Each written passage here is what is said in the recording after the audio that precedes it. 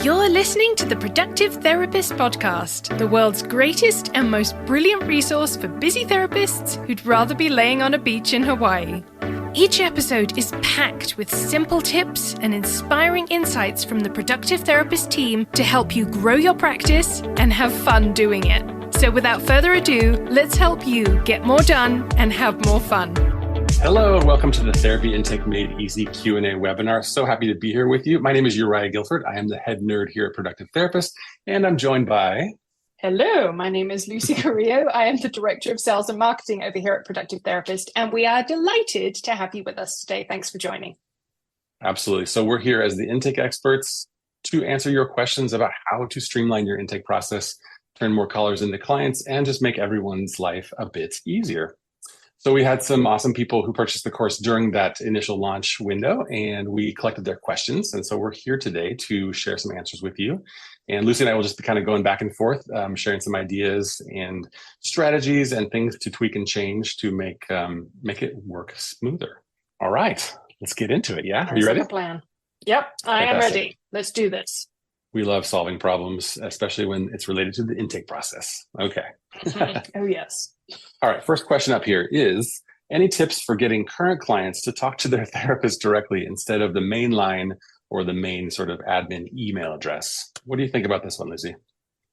Yeah, I was kind of intrigued by this question because I want to know more information. I want to know what the problem is. Like, why is it a problem that somebody is reaching out through the main line or the email instead of contacting the therapist directly? I want to know what the problem is that they want to solve. And then what is the goal or purpose in solving that problem? You know, it could be to reschedule an appointment. You know, obviously you'd rather that goes directly to the therapist. It saves time, you know, tying up the intake coordinator. Is it to ask a therapy related question? It could be any of those things, or potentially, depending on the way the practice is set up, it may be that the initial intake goes directly to the therapist. You know, they do a consultation and then maybe hand that back off to the intake coordinator for actual scheduling. So I think it does depend on what the problem is. But regardless of that, I would probably try and resolve this a similar way. I think it involves training, basically, for the therapy team. Sure. You need to set a precedent from the first session and have that be part of the intake. So the therapist would say, you know, either at the beginning or the end of the session, whenever it makes sense, as long as it's in the first session, you know, if you have any questions or if you need to reschedule, here is my number. Make sure they write it down. Here is my email address. You know, please reach out to me directly. This is going to save you time. You know, always position it as a benefit to the client. It makes them more likely to do it. So that's probably how I would deal with that. What would you take from that? Yeah, those are good caveats there. Depends on what the goal is and what the problem really is underlying this question. But I'm going to assume that there's too many things that are going to the intake coordinator that really belong to the therapist, whatever that might be. And it really depends on the practice owner and the admin team, what you want the intake coordinator to handle versus the therapist to handle. Like, I always want the therapist to handle scheduling and rescheduling after the first session is booked. So I think, yeah, like setting the precedent in the beginning with your admin team and with your clinicians on who does what, basically defining those roles is really helpful. And then also, you know, clients will call and they're just looking for help. They're trying to solve some sort of problem. Maybe they need a super bill. Maybe they need to reschedule an appointment, whatever that might be. So it's about the intake coordinator directing them to the therapist as many times as needed to kind of like let the clients know what the proper channel is. So there might be a little bit of work in progress there for different clients. Yeah, that makes a lot of sense. I think it would probably be important as well in that situation. This is another training thing for the intake coordinator, you know, make sure that they're not making the client feel, you know, like they're being told off. Oh, you haven't used the proper. No, you're not supposed to call me. You're supposed to call the therapist. You know, make the client feel heard and understood. It's not their fault. Right. More than likely, it's not their fault that they're calling the wrong place. Absolutely. It was a lack of communication from somebody. So yeah, bearing that in mind. Like in an ideal world, I've never done this, but I'm going to say I think this is ideal, to change the phone tree. Let's just go with phone calls, right? So when somebody calls, if they've got a billing question, they press 1. If they've got if they're a new client, they press 1. If they've got a billing question, they press 2. And for me to be like, that line would go to Jamie, my practice manager and insurance biller. So use the technology, i.e. phone system, to route folks to the right place. I think that could be a really good solution. Yeah, it could be. And that could be kind of interesting, even if you don't have a different person for each possible number on the phone tree, even if it's all going to the same person, at least the person at the other end of the phone knows what the call is about. That could be helpful too. Definitely. Yeah. But defining roles is important, and directing traffic is important. Yeah, I mean, oftentimes the intake coordinator is the director of traffic, which I think is fine, but they just need to be, have clear instructions on what to do. Yeah, absolutely. Okay. Next question. We sometimes go through periods where people call back to cancel their first appointment. So I'm assuming they call, talk to the intake coordinator, set an appointment, then they call back, cancel it. Any tips for reducing that? Yeah. What do you think about that? I feel like we got this question a lot during the Therapy Intake Pro Q&A calls, and it's a really good one.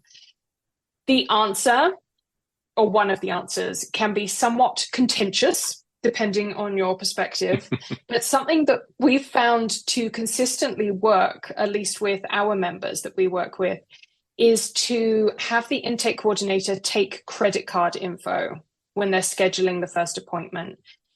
And you may have no intention of ever using the credit card info, but the mere fact of giving it makes the caller take this appointment a little more seriously. This is not just, I'm making an appointment, but I can just phone and cancel it, or I can not show up and, there's no repercussions to me.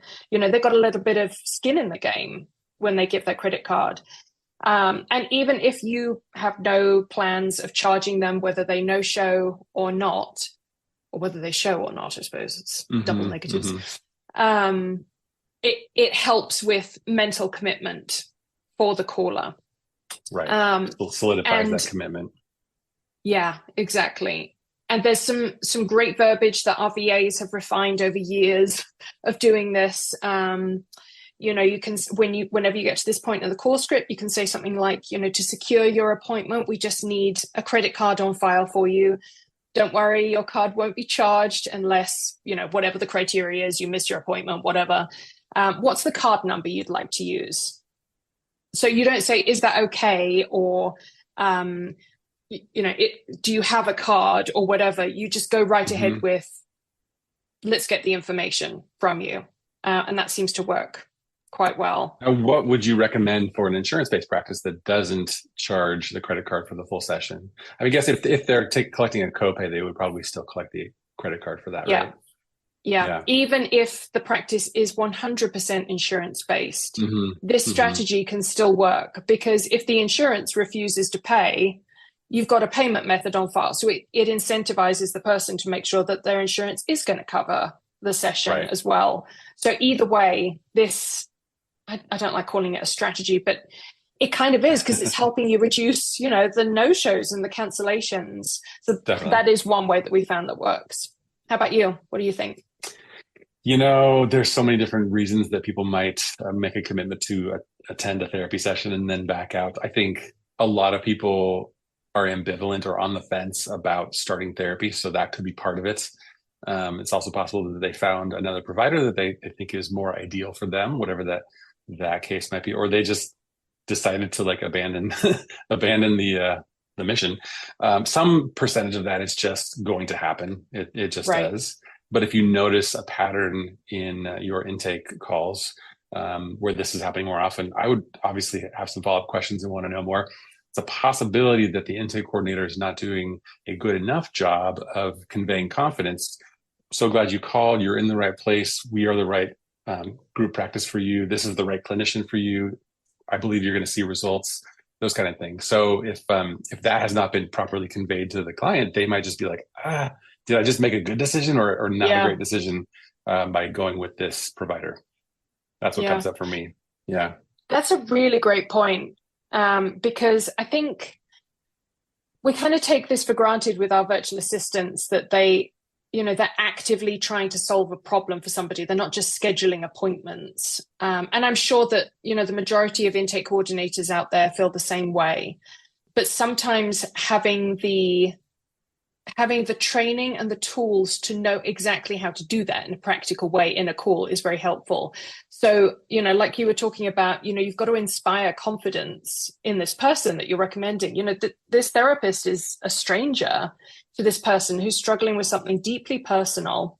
And it's your job as the intake coordinator to be the mediator, to say, hey, I've in my experience, I've seen this clinician work really well with, people struggling with the same problems as you, some good verbiage. What I'm hearing is you're struggling with X.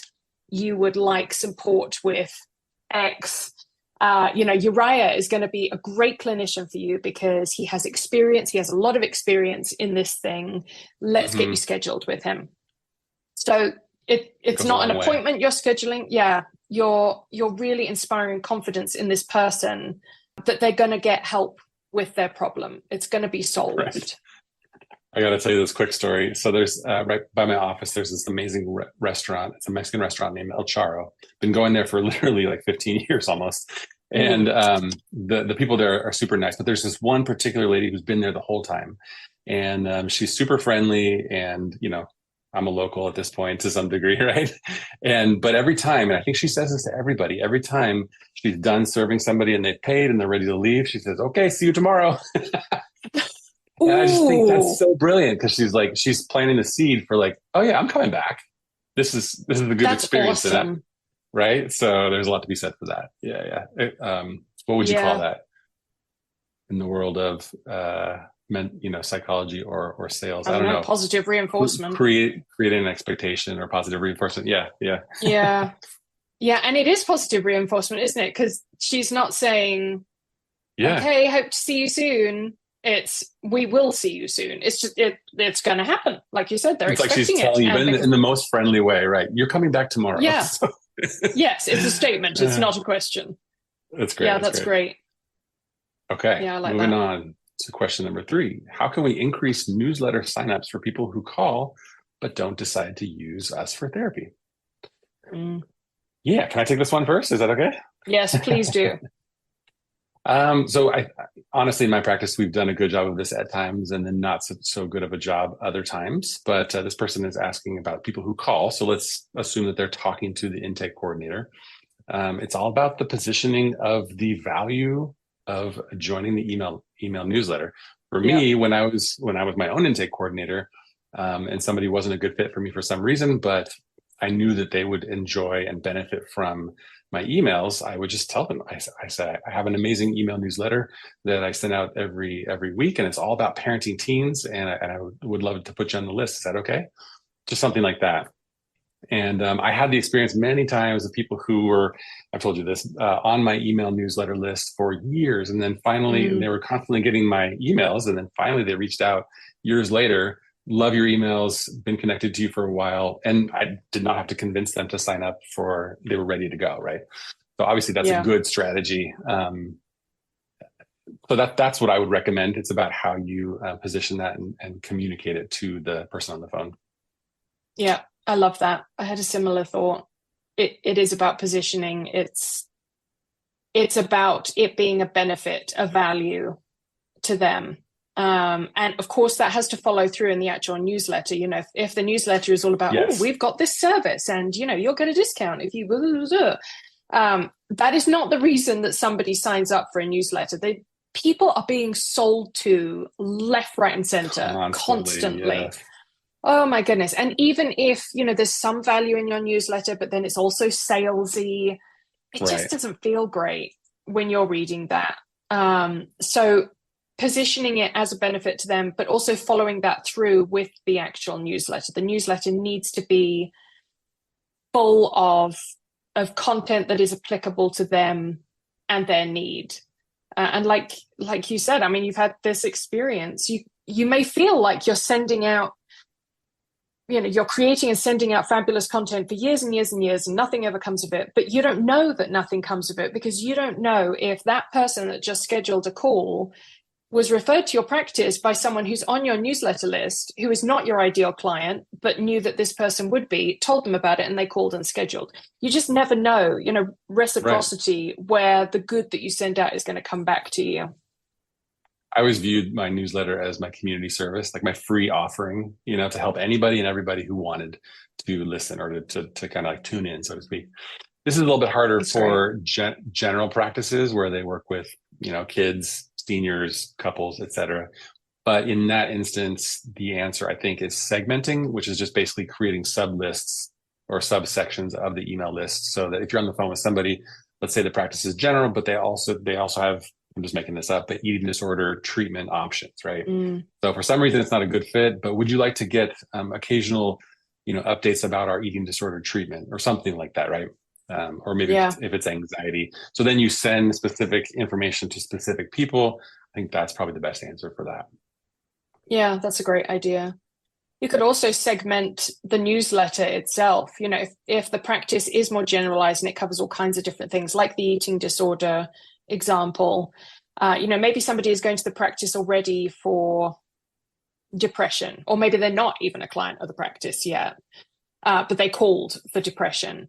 If they join the newsletter list and they get a newsletter that says, what are the key signs of an eating disorder, and they read that and they realize, oh my goodness, that's me, or that's my brother, or whoever, you don't know how that's going to come back. Just educating somebody, they may have come for one thing, but then they may realize they have this other need, and that may push them into services. Yeah, good point. Good point. As long as it comes from a place of being helpful, I think that's the most important thing there. Yeah. Okay. I agree. Next question 4. How can I help my admin remember to ask how they heard about us? This is important. This is very important. It is important. Yes. And we do this too. The answer is very, very complicated and involved. So basically, you just have to add it to the call script. Add it to the call script and require them to use it. It's that simple. Just add it to the call script. Yeah, definitely. But when the intake coordinator learns the call script, no longer needs to view the call script, they should be still doing all the steps. Right. That is true. Depending on how you're tracking new inquiries, well, at least the way that we track them and the way that I track them, there's a field for that. So for every single person that calls or emails or reaches out, there's a field for where did they come from? How did you hear about it? So obviously, if you're the practice manager or the owner or even the head of the intake team, you can take a look and see, is that information being captured? In this case, obviously it's not being captured.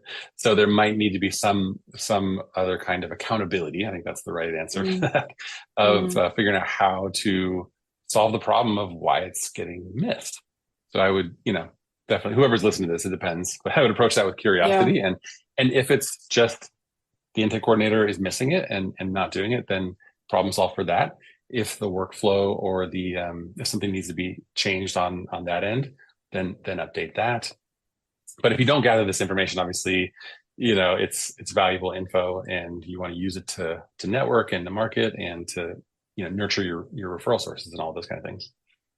Yeah, I think something that often gets missed by the decision makers in any business is communicating with the people who are actually going to be implementing those decisions, why those decisions were made, what is the point of them.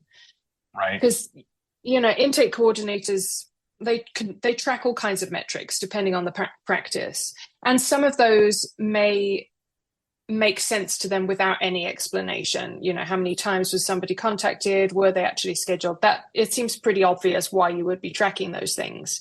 Sure. But other things like this, where did the person hear about us, may not be so obvious why that's important, or, how does that affect me in my job as an intake coordinator? Why would that have, that's not really important to me. So it's just not that important.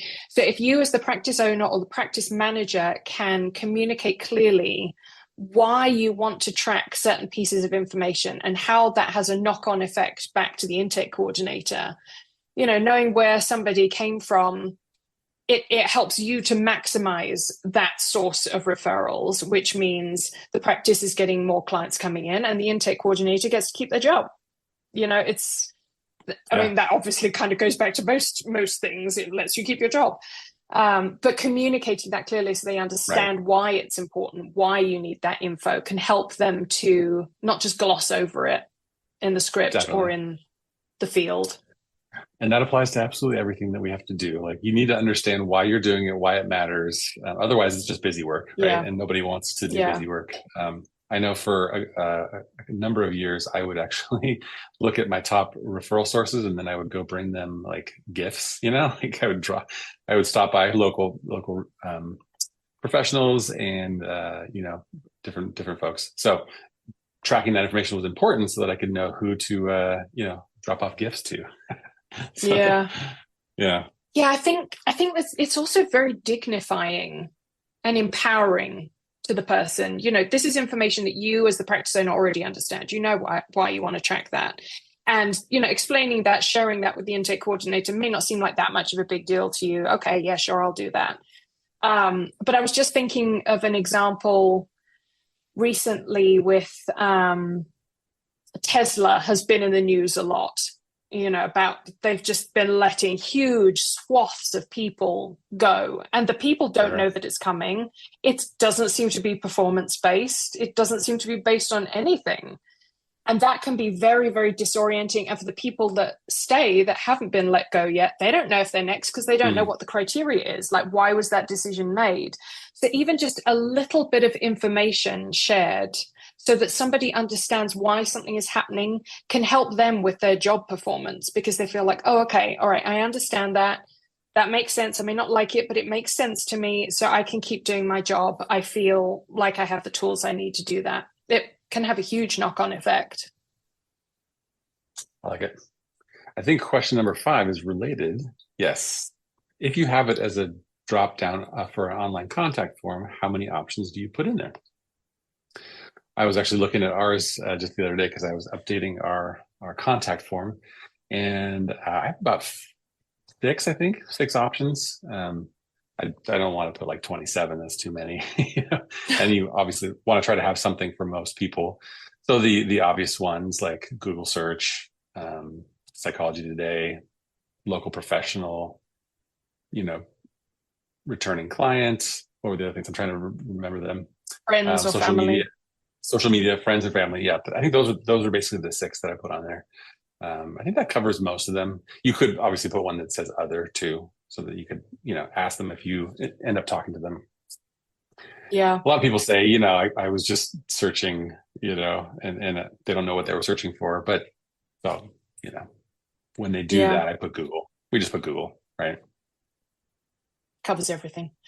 Yeah, that makes a lot of sense. I think it does depend on the purpose of the drop down. If this is for an initial web form for a practice, the referral source is, like you said, a very likely one. What insurance they take, what insurance the person wants to use, maybe what's bringing them to therapy. You could have a certain number of preset options for that or other.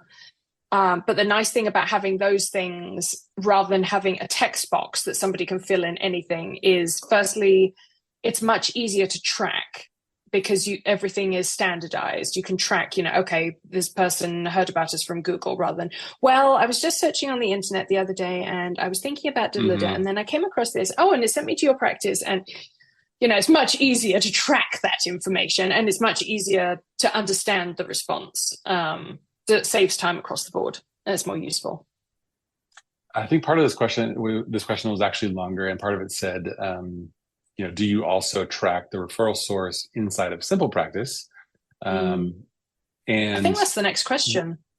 Is it? Let me check. There it is. Yeah, perfect. Thank you.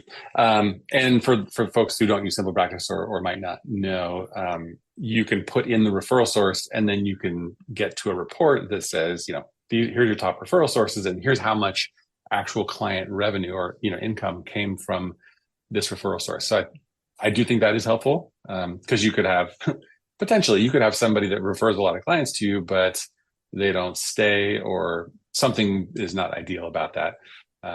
So yeah, I think it's a good idea. So we track it on the, on the spreadsheet as well as in Simple Practice, and it's not a lot of extra work really. Yeah, that makes sense. It probably comes down to where you keep track of your metrics. That could be Simple Practice, it could be a Google spreadsheet, True. Whatever it is. True. Keep it in one place. I honestly wish the major EHRs would add features for helping the intake process be more streamlined, right? I mean, I know like Simple Practice has a waitlist feature, so you can add people to the waitlist, but it would be nice if all that data could just live inside the EHR from the first contact. Right. Yeah. That would be my wish. Awesome. It's on my wish list. Yes. Mm-hmm. Okay. What is the next question we've got? Which tools do you use to keep track of clinician caseload and availability for the intake coordinator? I'll give that one to you first, and then I'll chime in as well. Yeah. So from what I've seen of working with our members, this seems to be, well, it's the EHR. That is the simple answer. You keep track of both in there. We require all our members to have their availability kept up to date in their EHR. It's a requirement to work with us. And the EHR should also be keeping track of clinician caseloads, because every case should be in the EHR. So get an EHR if you don't already have one. And if you already have one, make sure that you're using it for both things, because if you can consolidate information, data into one place, it's so much easier to reference and track. That would be my take on that. How about you?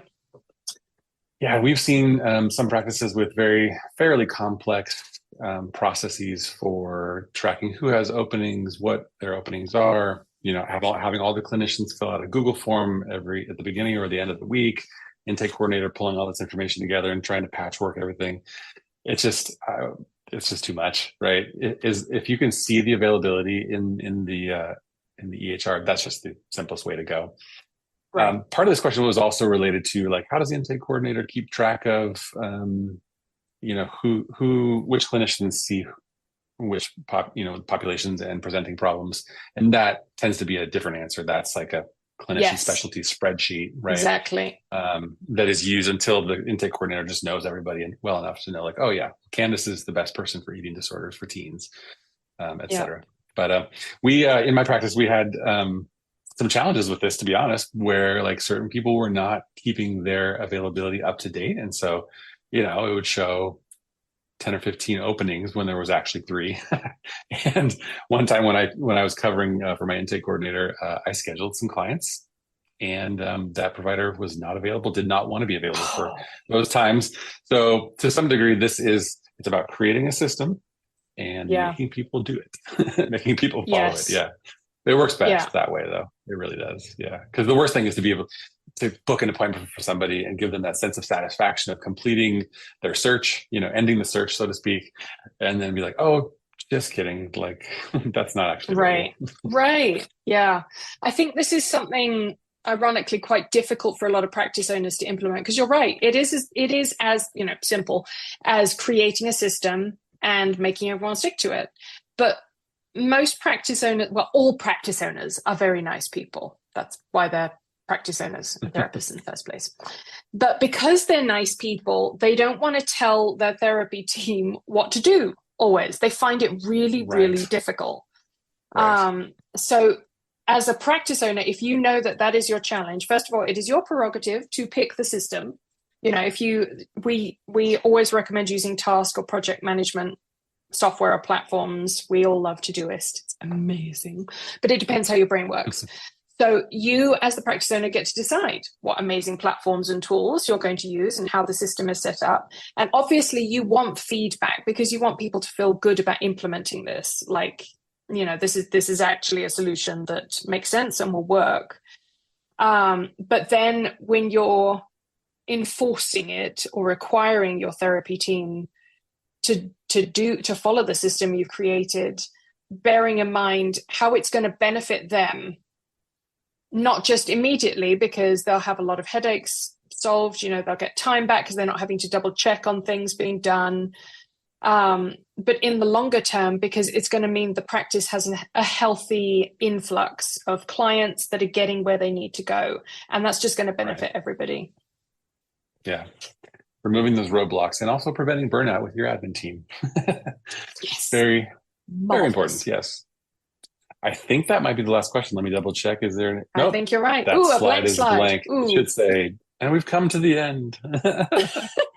There we go. Oh my goodness. All right. We did it. We answered all the questions. I think that was fun. And every question anyone could possibly have.